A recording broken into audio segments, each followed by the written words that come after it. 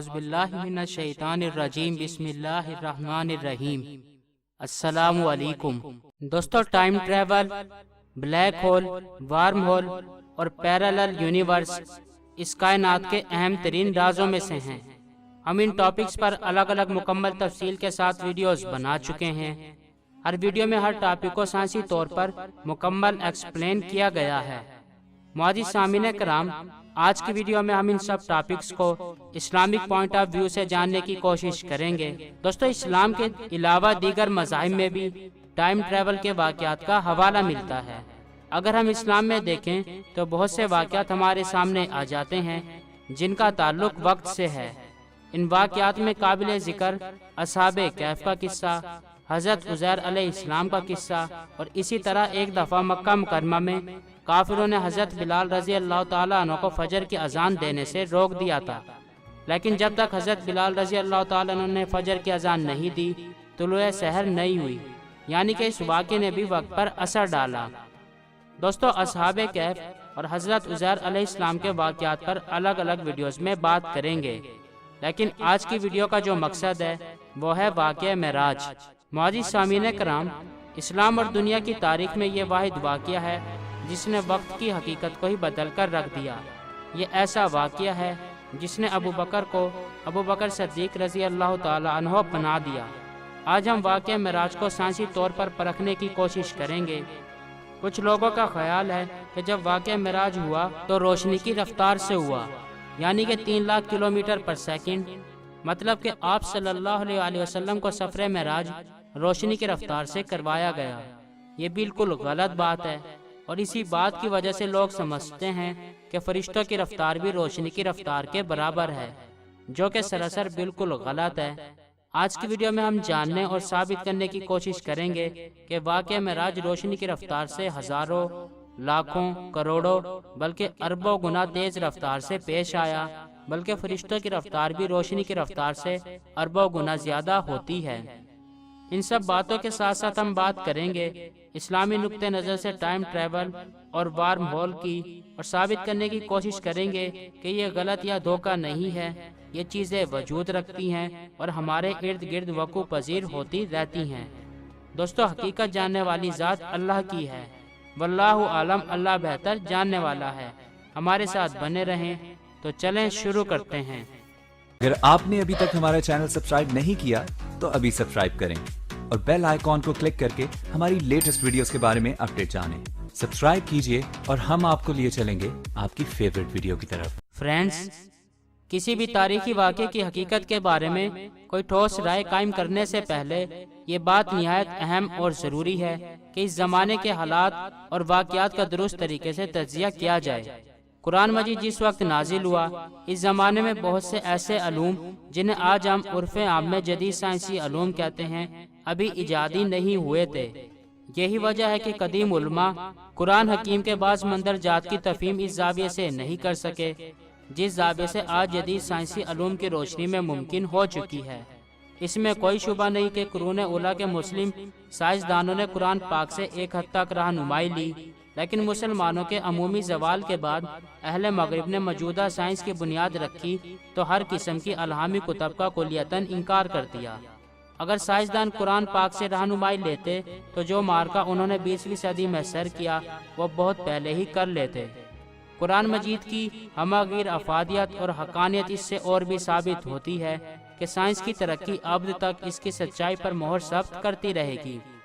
दोस्तों, यहाँ हम जिक्र करेंगे कलाम पाक की पहली आयत करीमा अल्हम्दुलिल्लाहि रब्बिल आलमीन का। इसमें अल्लाह ताला फरमाते हैं आलमीन का रब है मल्टीवर्स का, यानी कि बहुत सारी कायनातों का, ना कि वो बस एक कायनात यूनिवर्स का रब है। और इसी तरह आप सल्लल्लाहु अलैहि वसल्लम के लिए फरमाया गया वमा अरसलनाका इल्ला रहमतुल लिल आलमीन, कि हमने आप सल्लल्लाहु अलैहि वसल्लम को तमाम जहानों के लिए रहमत बनाकर भेजा, ना कि सिर्फ इस एक जहां, एक कायनात के लिए। दोस्तों, आज के साइंसदान भी इस बात पर मुत्तफिक हो गए हैं कि कायनात एक नहीं है बल्कि बहुत सी हैं। कायनातें जिनको हम parallel universe mirror universe, multiverse universe और इसी तरह के बहुत से नामों से जानते हैं। यहाँ आपको ये बात बताते चलें कि चंद दहाइयों पहले साइंसदान इस बात को नहीं मानते थे, और मजे की बात यह है कि इसी वजह से अभी तक मल्टीवर्स का लफ्ज इंग्लिश डिक्शनरी में शामिल नहीं हुआ। मुआजिज फ्रेंड्स, अब हम बात करते हैं वाक़या मेराज की, जिसे हम जदीद साइंस की रोशनी में जांचते हैं, और फिर हम कुरानी आयत की रोशनी में यह साबित करने की कोशिश करेंगे कि किस तरह हज़रत मोहम्मद सल्लल्लाहु अलैहि वसल्लम ने हज़रत जिब्राइल अलैहिस्सलाम के साथ रोशनी की रफ्तार से तकरीबन 30 अरब गुना तेज़ रफ्तारी से कायनात की वसअतों में मखसूस रास्तों, जिनको आज की साइंस वार्म होल का नाम देती है, से सफ़र किया, जहाँ उन्होंने अल्लाह ताला के हुज़ूर मुशाहिदात फरमाए। हम ये जानने की कोशिश करेंगे कि हज़रत मोहम्मद सल्लल्लाहु अलैहि वसल्लम ने इस कदर तेज़ रफ्तार के साथ आसमान के जिन खसूसी रास्तों से सफ़र किया, वो रास्ते क्या हैं। मेराज के इस मुहय्यर अलअक़ूल और मौज़ाती सफ़र पर बात करने से पहले ये ज़रूरी है कि कुछ जदीद साइंसी तसव्वुरात को मान लिया जाए। मौजिद सामीन कराम, अगर रफ्तार और कशिश शकल यानी कि स्पीड और ग्रेविटी पर काबू पा लिया जाए तो फासले सिमट जाते हैं। जिस तरह पहाड़ों के अंदर सुरंगें खोदकर रास्ते बनाए जाते हैं जिससे फासले बहुत कम हो जाते हैं, इसी तरह आसमानों में ऐसे रास्ते पाए जाते हैं जो फासलों को समेट देते हैं और सफ़र को निहायत ही मुख्तसर कर देते हैं। मौजूदा दौर के मायानाज साइंसदान स्टीफन हॉकिंग ने ज़मानो मकान यानी कि टाइम और स्पेस का जो नज़रिया दिया है, कुरान मजीद की मुख्तलिफ आयात से इसकी मुताबिकत दिखाई देती है। कुरान मजीद की आयत करीमा पर नज़र दौड़ाएं तो हमें 3 मुख्तलिफ इक़साम के रास्तों से मुताल्लिक़ इशारा मिलता है। नंबर 1, सूरत अल-मोमिनून की 17वीं आयत करीमा कायनात के मुख्तलिफ तबकात और आसमानों के दरमियान 7 रास्तों का इशारा करती है। नंबर 2, सूरत अल-मारिज की 3री और 4थी आयत करीमा में ऐसे ही रास्तों को मारिज यानी एलिवेटर टाइप रास्ते कहा गया है, यानी जल्द सफ़र तय करने के लिए रास्ते। नंबर 3, सूरत अज़-ज़रियात की 7वीं आयत करीमा में इन रास्तों को आसमानों के दरमियान हिलते हुए रास्तों का नाम दिया गया है, यानी मूविंग वार्म होल्स। चलें दोस्तों, अब इनको तफसीलन देख लेते हैं। सूरत अल-मोमिनून की 17वीं आयत करीमा में अल्लाह ताला इरशाद फरमाते हैं, और तुम्हारे ऊपर हमने 7 रास्ते बनाए। अगर इस आयत पर गौर किया जाए और तफसीर की कुतब से रहनुमाई ली जाए तो सामने आता है कि ये 7 रास्ते ही हैं, या फिर ऐसा कुछ जो रास्तों जैसा ही है पर जिसको हमारी इंसानी अकल समझने से कासिर है। ये 7 रास्ते वक्त में सफ़र और वार्म होल को जाहिर करते हैं। देख लेते हैं ये रास्ते किस किस्म के हैं। नंबर 1, सबसे पहले वो रास्ते जिन पर सफ़र करते हुए वक्त गुजरता ही नहीं और आदमी हमा वक्त ज़माने हाल में रहता है। ऐसे रास्तों में माजी यानी गुजरे हुए और मुस्तकबिल यानी कि आने वाले ज़माने का तसव्वुर ही नहीं है। नंबर 2, दूसरा रास्ता वो है जिससे आप अपने हाल से आने वाले कल यानी मुस्तकबिल की तरफ पलक झपकने में पहुंच सकते हैं। नंबर 3, तीसरा वो रास्ता जिससे आप अपने हाल से माजी की तरफ पलक झपकने में पहुंच सकते हैं।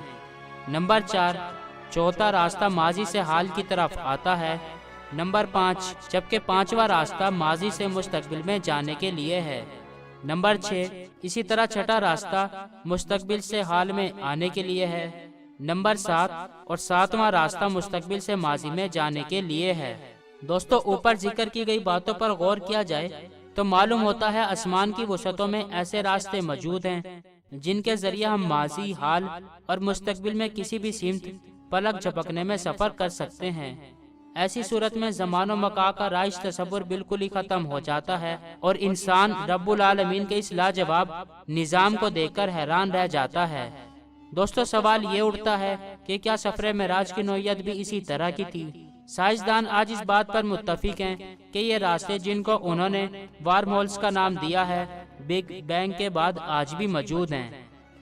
मौजूद सामीन कराम, स्टीफन हॉकिंग जदीद दौर का बड़ा साइंसदान था जो कि अपनी किताब ब्रीफ हिस्ट्री ऑफ टाइम में लिखता है कि अगर इंसान कायनात के मुख्तलिफ तबकात के दरमियान बनाए गए रास्तों यानी कि वार्म होल्स के जरिए रोशनी की रफ्तार से ज़्यादा तेज सफ़र कर सके तो इसको एक जगह जिसे अल्फा सेंटूरी कहते हैं, जिसका ज़मीन से फासला 400 मिलियन मील के बराबर है, वो फासला कम होकर चंद मिलियन मील रह जाएगा اور انسان وہاں زمین سے جا کر کچھ عرصہ وقت گزارنے کے بعد ایسے ہی دوسرے ورم ہولز کے ذریعے جب زمین پر واپس آئے گا تو عین ممکن ہے کہ وہ اپنے گزرے ہوئے وقت سے بھی پہلے آ جائے۔ یعنی اگر وہ منگل کی شام کو روانہ ہوا تھا تو عین ممکن ہے کہ سوموار کی شام کو واپس آ جائے، یعنی ایک دن پہلے۔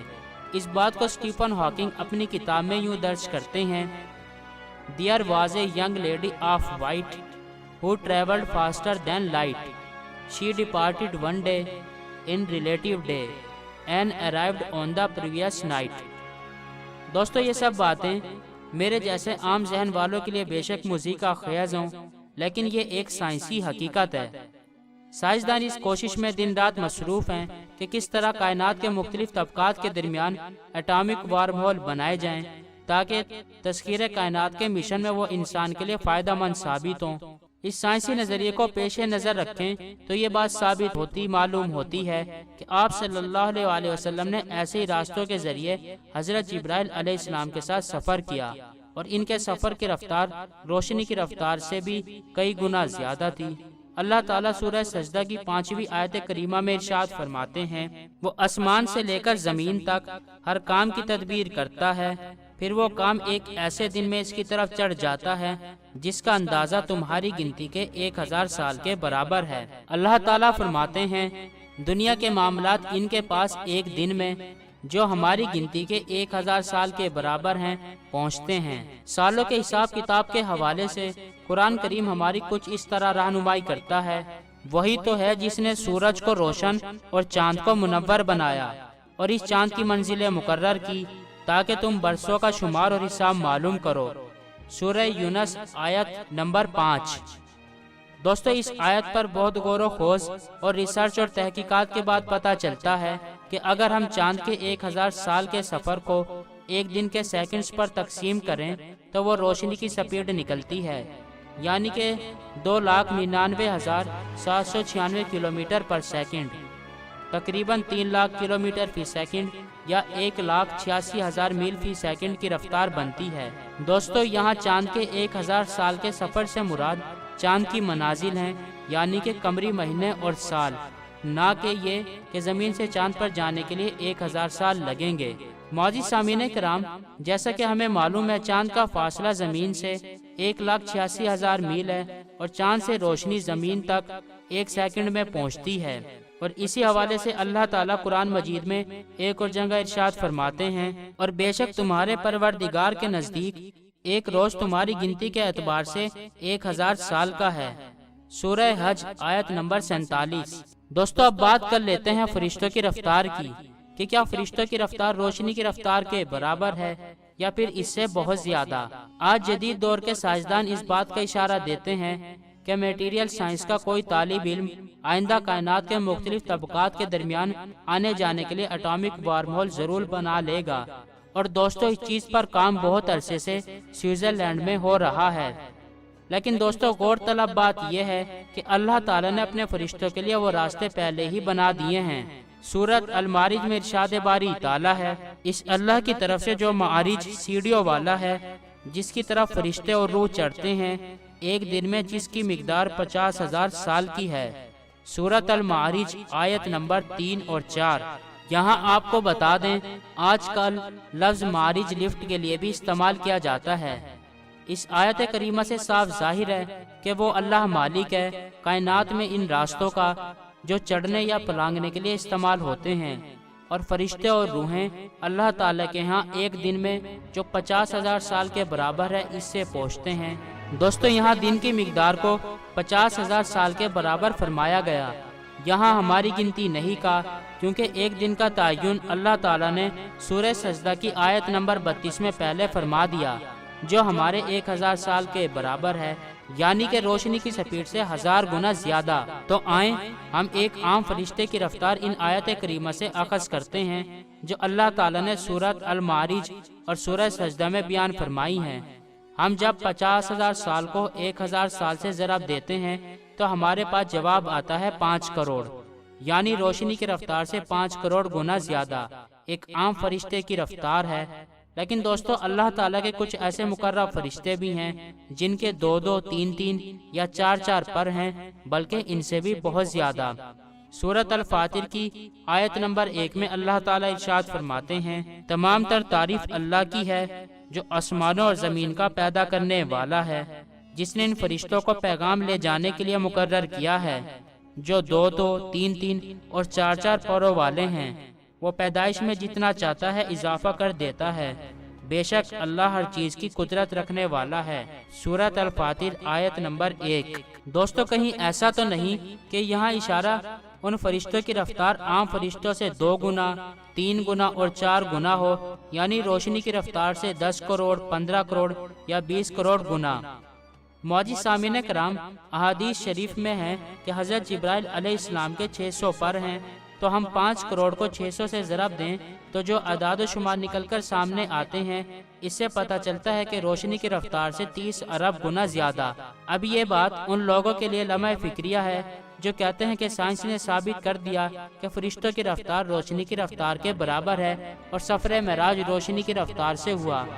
میری ان تمام لوگوں سے التماس ہے کہ آپ اپنی اصلاح کر لیں۔ دوستو اسی تناظر میں حضرت جبرائیل علیہ السلام کی رفتار کا ایک مختصر قصہ بیان کرتے چلیں جو کہ روح البیان میں درج ہے۔ یہ قصہ ہمارے سارے شک دور کر دے گا۔ ایک دفعہ حضرت محمد صلی اللہ علیہ وآلہ وسلم نے حضرت جبرائیل علیہ السلام سے پوچھا کہ جبرائیل، کبھی تمہیں آسمان سے مشقت کے ساتھ بڑی جلدی اور فوراً زمین پر اترنا پڑا ہو؟ حضرت جبرائیل علیہ السلام نے جواب دیا، جی ہاں یا رسول اللہ صلی اللہ علیہ وآلہ وسلم، 4 دفعہ ایسا ہوا کہ مجھے فی الفور اور بڑی سرعت کے ساتھ زمین پر اترنا پڑا۔ آپ صلی اللہ علیہ وآلہ وسلم نے فرمایا کہ 4 مرتبہ کس موقع پر؟ حضرت جبرائیل علیہ السلام نے عرض کیا، ایک دفعہ جب حضرت ابراہیم علیہ السلام کو آگ میں ڈالا گیا، اس وقت میں عرش الہی کے نیچے تھا۔ حکم ہوا کہ جبرائیل میرے خلیل کے آگ میں پہنچنے سے پہلے میرے خلیل کے پاس پہنچو۔ چنانچہ میں بڑی سرعت کے ساتھ حضرت ابراہیم علیہ السلام کے پاس پہنچا۔ دوسری بار جب حضرت اسماعیل علیہ السلام کی گردن عطر پر چھری رکھ دی گئی تو مجھے حکم ہوا کہ چھری چلنے سے پہلے زمین پر پہنچوں اور چھری کو الٹا دوں۔ چنانچہ میں چھری چلنے سے پہلے ہی زمین پر پہنچ گیا اور چھری کو چلنے نہ دیا۔ تیسری مرتبہ جب حضرت یوسف علیہ السلام کو کنویں کی تہہ تک پہنچنے سے پہلے زمین پر پہنچوں اور کنویں سے ایک پتھر نکال کر حضرت یوسف علیہ السلام کو اس پر آرام بٹھا دوں، چنانچہ میں نے ایسا ہی کیا۔ اور چوتھی مرتبہ یا رسول اللہ صلی اللہ علیہ وآلہ وسلم، جب کافروں نے آپ صلی اللہ علیہ وآلہ وسلم کے دندان مبارک کو شہید کر دیا تو مجھے حکم الہی ہوا کہ میں فوراً زمین پر پہنچوں اور آپ صلی اللہ علیہ وآلہ وسلم کا خون مبارک زمین پر نہ گرنے دوں، اور زمین پر گرنے سے پہلے ہی وہ خون مبارک اپنے ہاتھوں پر لے لوں۔ یا رسول اللہ صلی اللہ علیہ وآلہ وسلم، اللہ تعالیٰ نے مجھے فرمایا کہ جبرائیل، اگر میرے محبوب کا یہ خون زمین پر گر گیا تو قیامت تک زمین پر نہ کوئی سبزی اگے گی، نہ کوئی درخت اور سبزہ۔ چنانچہ میں بڑی تیزی کے ساتھ زمین پر پہنچا اور آپ صلی اللہ علیہ وآلہ وسلم کا خون مبارک اپنے ہاتھوں پر لے لیا۔ معزز سامعین کرام، اب ذرا ان باتوں پر غور کیجئے کہ جب حضرت جبرائیل علیہ السلام کو حکم ہوا تو وہ عرش الہی کے نیچے تھے۔ دوستو ہم عرش الہی کا نہ تصور کر سکتے ہیں اور نہ ہی جان سکتے ہیں کہ وہ یہاں سے کتنی دور ہے، لیکن غور کرنے کی بات یہ ہے کہ ہماری سائنس ہمیں بتاتی ہے کہ سورج سے زمین پر روشنی 8 منٹ اور 20 سیکنڈ میں پہنچتی ہے، اور اگر فرشتوں کی رفتار روشنی کی رفتار کے برابر ہوتی اور حضرت جبرائیل علیہ السلام عرش الہی کے بجائے صرف سورج سے ہی زمین پر آتے تو ان کو زمین پر پہنچنے کے لیے 8 منٹ اور 20 سیکنڈ لگتے۔ تو ذرا خود سوچئے، آج اسلامی تاریخ بالکل تبدیل ہوتی۔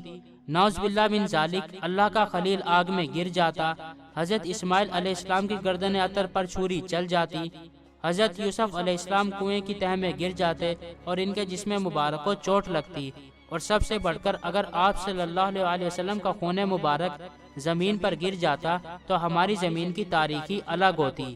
تو اب بالکل ہی شک کی کوئی گنجائش نہیں رہتی کہ نہ صرف سفر معراج روشنی کی رفتار سے 30 ارب گنا زیادہ تیزی سے ہوا، بلکہ فرشتوں کی رفتار بھی روشنی کی رفتار سے 30 ارب گنا زیادہ ہے، اور ان کے آنے جانے کے لیے اللہ تعالیٰ نے وارم ہولز بھی بنائے ہیں۔ دوستو اب سوال پیدا ہوتا ہے کہ یہ وارم ہول بنانے کی ضرورت کیوں پیش آئی اور فرشتوں کی رفتار اتنی زیادہ کیوں ہے؟ تو اس کا جواب ہمیں یہ ملتا ہے کہ ہماری یہ کائنات ہر ایک سیکنڈ میں 3 لاکھ کلومیٹر کی رفتار سے پھیل رہی ہے، کیونکہ اگر کائنات پھیلنا بند کر دے تو زندگی ناممکن ہو جائے۔ دوستو ویسے تو اللہ تعالیٰ کی ذات ان تمام راستوں یعنی کہ وارم ہولز، وقت اور تیز رفتاری سے بے نیاز ہے۔